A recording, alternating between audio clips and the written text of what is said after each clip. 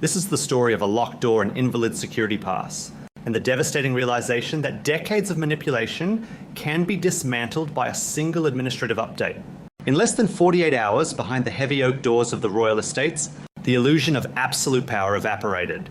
What Camilla just realized in the cold light of institutional protocol is that wearing a crown does not mean you hold the keys to the castle. The ultimate humiliation did not come in the form of a screaming match or a leaked tabloid scandal. It arrived silently in the form of downgraded guest lists, revoked access protocols, and a side door exit that carried a devastating deeper meaning. This video will unpack the secret power grab she attempted to execute, how the Prince of Wales quietly uncovered the paper trail, and the silent, ruthless retaliation that followed. We're going to examine the exact moment William weaponized administrative protocol to execute a masterclass in institutional revenge, forcing a sudden and staggering realization upon the Queen Consort she owns absolutely nothing. To understand the sheer magnitude of this institutional strike, we have to rebuild the illusion of absolute power that Camilla had so carefully constructed. For 30 years, she played the longest, most calculated game in modern royal history. It was a staggering campaign of endurance and quiet manipulation. She survived the intense public hatred following the death of Diana, Princess of Wales. She slowly, methodically rehabilitated her image, utilizing the press and leveraging Charles's unwavering devotion to wedge herself into the very center of the British monarchy. She orchestrated the slow institutional erasure of Diana's legacy, ensuring her own survival was inextricably linked to Charles's reign. The coronation was supposed to be the final untouchable victory. When she had that crown placed on her head, she believed the transformation was complete. She operated under the absolute certainty that she had Charles completely controlled. And by extension, she believed she controlled the institution itself. She felt untouchable.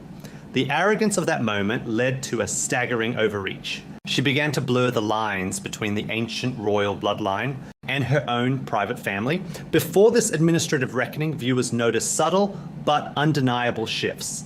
Camilla began pushing to elevate her non-royal children Tom Parker Bowles and Laura Lopes into the inner sanctum of royal life.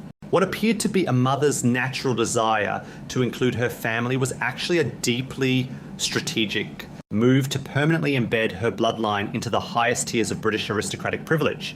She wanted them present at major state functions. She expected them to be granted premium access to royal enclosures at events like Royal Ascot. She began utilizing the sprawling royal properties as if they were her own private family estates, assuming that the endless royal budget and the seamless machinery of palace staff would serve her children just as it served the blood royals. She fundamentally misunderstood the nature of the power she was wielding. She thought she had conquered the system. She did not realize the system was simply tolerating her under the protection of a reigning monarch whose health was becoming increasingly fragile. Then came the transition of power that she had entirely underestimated. When Charles ascended to the throne, William became the Prince of Wales and inherited the Duchy of Cornwall. This was not merely a change in title, it was a massive, immediate transfer of actual tangible power. William was suddenly handed control of an estate worth over $1 billion, encompassing vast swaths of land, agricultural properties, commercial real estate, and most importantly, the financial engine that funds the public, private, and charitable activities of the heir to the throne.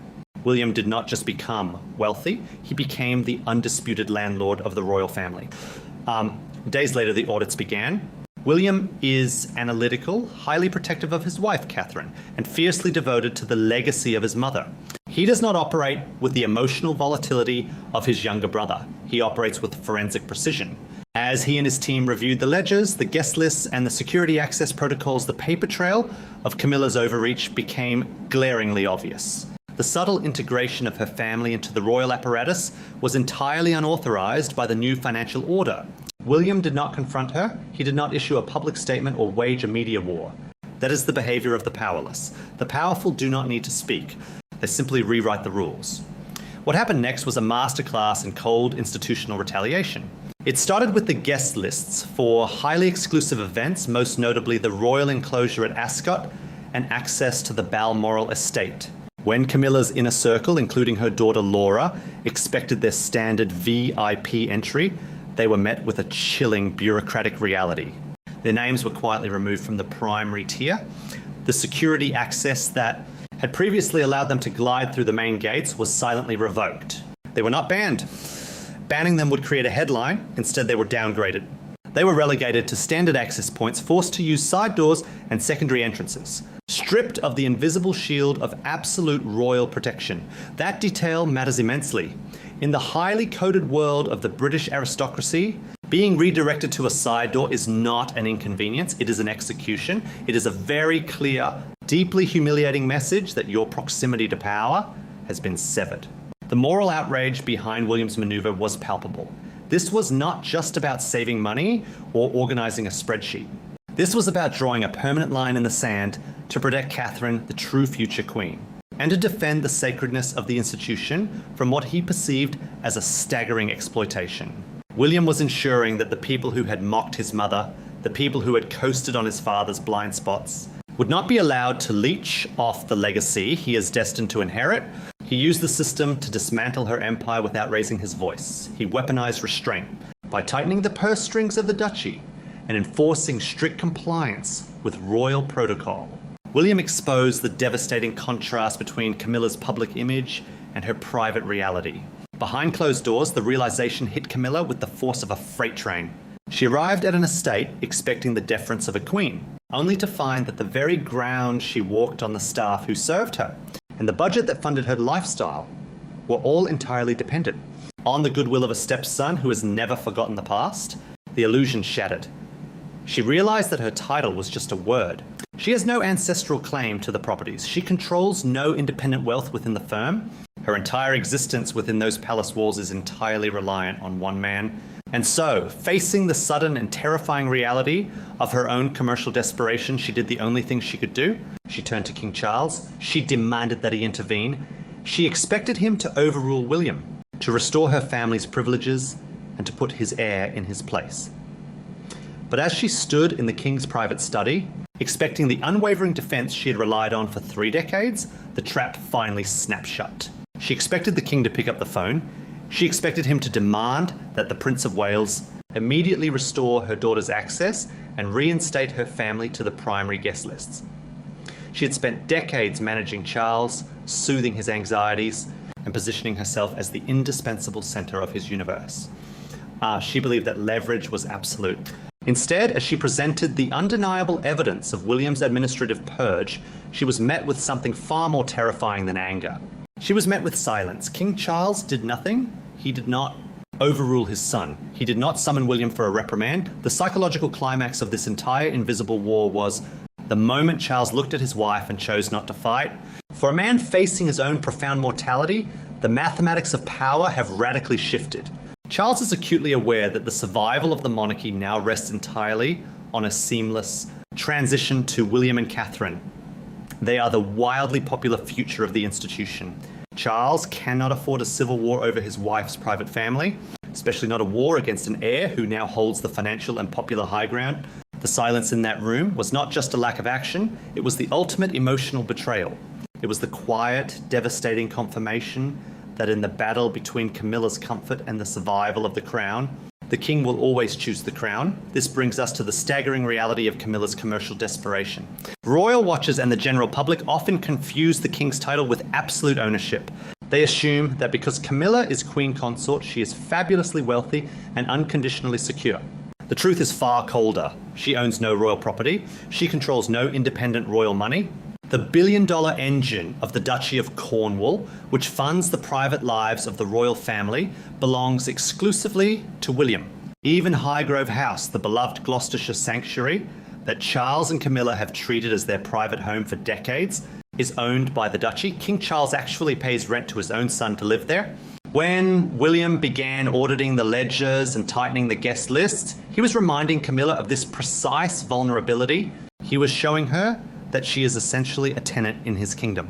Without Charles's active daily intervention, she is entirely dependent on grace and favour. If the king's health continues to waver, or when the inevitable transition of power occurs, Camilla faces a terrifying financial and logistical cliff. She has no ancestral fortune that rivals the Windsor estate. Her entire lifestyle, her security detail, her housing, and her ability to elevate her children are completely at the mercy of a man who spent his childhood watching her dismantle his mother's happiness. That is why this silent retaliation is so profoundly devastating. William and Princess Anne have weaponized the very system Camilla tried to conquer. They are utilizing the oldest rule of the British aristocracy, which is that true power never has to explain itself. You do not argue with an interloper, you simply lock the vault. We are already seeing the physical manifestation of this new order. Look closely at the subtle administrative shifts and visual cues emerging from the palace. Portraits that were once quietly kept out of the main reception areas too. Spare Camilla's feelings are being subtly relocated to prominent positions. We are seeing Catherine appearing at state banquets wearing legendary pieces from the royal vault that Camilla had previously monopolized. These are not accidents. In the high-stakes environment of the palace, jewelry portraits and protocol are the primary language of power. Every sapphire Catherine wears is a polite, devastating reminder of who actually owns the vault. Every time Camilla is forced to walk a few steps further behind, or watch her family directed to a secondary entrance, it is forensic proof of her shifting status. William is not executing this purge out of petty vindictiveness. He is doing it out of profound duty. He is securing the future for Catherine. For years, Catherine has demonstrated uncomplaining sacrifice. She has endured intense public scrutiny, internal palace politics, and severe health challenges with absolute stoicism. William is drawing an impenetrable fortress around her. He is ensuring that his wife will never have to compete for resources, respect, or institutional priority with a woman who married into the firm for her own survival. He is systematically clearing the stage so that Catherine can take her rightful place as the undisputed matriarch of the next generation. At the same time, this is the silent restoration of Diana's legacy. Camilla spent 30 years trying to erase the memory of the people's princess, positioning herself as the true love and the rightful queen. But by stepping into the absolute power of his birthright, William is ensuring that the bloodline of Diana, Princess of Wales, remains the supreme and unchallenged force within the British monarchy. He did not need to wage a public war to avenge his mother. He only needed to wait until he held the keys. Camilla will continue to smile for the cameras. She will still ride in the gilded carriages, attend the state openings, and wear the heavily embroidered robes. She has to. The illusion of royal unity must be maintained for the public. But behind the heavy oak doors, the reality is entirely different. She's navigating a fortress where she no longer holds the master key. She is living with the daily suffocating knowledge that her empire was built on sand. She won the crown, but she has definitively lost the kingdom. If you found this forensic analysis of royal institutional power insightful, please subscribe to the channel and share your thoughts in the comments below. We will continue to document the silent shifts and hidden realities of the modern monarchy.